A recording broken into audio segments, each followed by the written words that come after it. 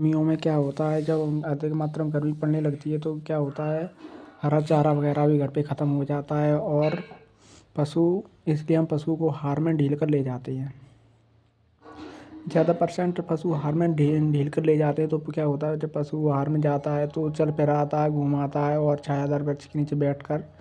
अच्छे से रौंद वगैरह कर आता है। और आहार में जो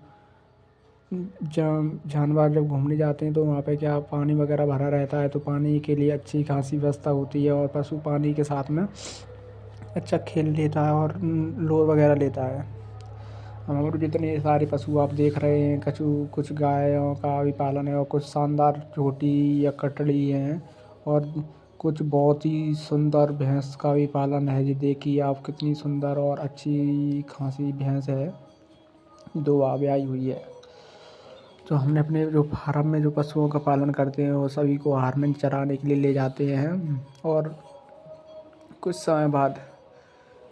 इस तरीके से पशुओं को हम नहलाते हैं। जो आहार में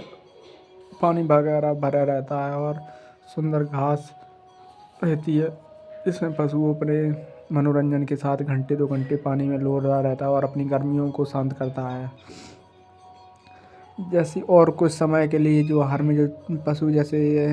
जितना हरा चारा दिख रहा है वो पशु चरते हैं और चरने के बाद हम अपने पशु को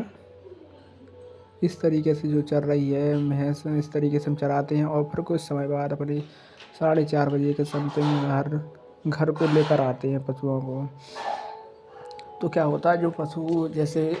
गर्मियों में क्या होता है, अधिक मात्रा में गर्मी लगती है और उस समय लपट भी चलने लगती है, तो जो पशु घूमता रहता है तो लपट और घाम कब लगती है, उस समय कुछ बरसात भी हो जाती है